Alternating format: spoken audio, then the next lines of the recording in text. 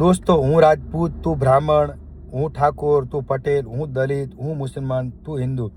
આ રીતે સમાજ અને ધર્મના નામે આપણા દેશની અંદર વર્ષોથી પોલિટિક્સ ચાલે છે અને આ રીતે જ ચાલવાની છે. આમાં ક્યારેય ચેન્જીસ આવવાનું નથી. છતાં એક એવો નેતા આમ આદમી પાર્ટીનો રાઘવ ચડ્ડા કરીને નામનો વ્યક્તિ છે કે જેને દેશના સાચા મુદ્દાઓ, સામાન્ય વ્યક્તિના સાચા મુદ્દાઓ સરકાર સમક્ષ રજૂ કર્યા. મુદ્દાઓ કેવા કે ભાઈ ટેલિકોમ કંપનીઓ 28 દિવસના પ્લાન આપે છે, એટલે વર્ષે 13 રિચાર્જ કરવા પડે છે. જે શ્રમિકો છે એમને સાચું વેતન નથી મળતું, કે જે બેંકમાં આપણે પૈસા રાખીએ છીએ એમાં મિનિમમ બેલેન્સ રાખવું પડે, ન રાખીએ તો એ પૈસા માઇનસ થઈ જાય. આના સિવાય ક્રિએટરો છે કે જે વિડીયો બનાવીને પોતાના ઘરનું ગુજરાન ચલાવે છે, એમની આઈડીઓ કોઈ પણ રીઝન વગર બંધ થઈ જવી.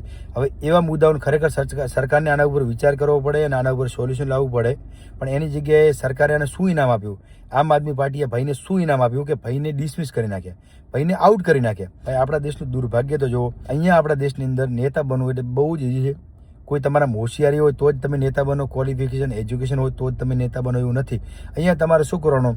સમાજની અંદર સમાજની વાતો કરવાની, મારો સમાજ મારો સમાજ મારો સમાજ, અને પછી સમાજને ડરાવી નાખવાનો કે ભાઈ આપણા સમાજનો નેતા હોવો જોઈએ, નહીંતર આપણા સમાજને બીજા સમાજ ડરાવી નાખશે, દબાવી નાખશે. અને બસ આ ડરના લીધે લોકો એને વોટ આપે કે ભાઈ હા આપણા સમાજનો નેતા છે, આપણા સમાજનો વ્યક્તિ છે, ચલો વોટ આપી દઈએ. આ રીતે એ નેતા બની જાય.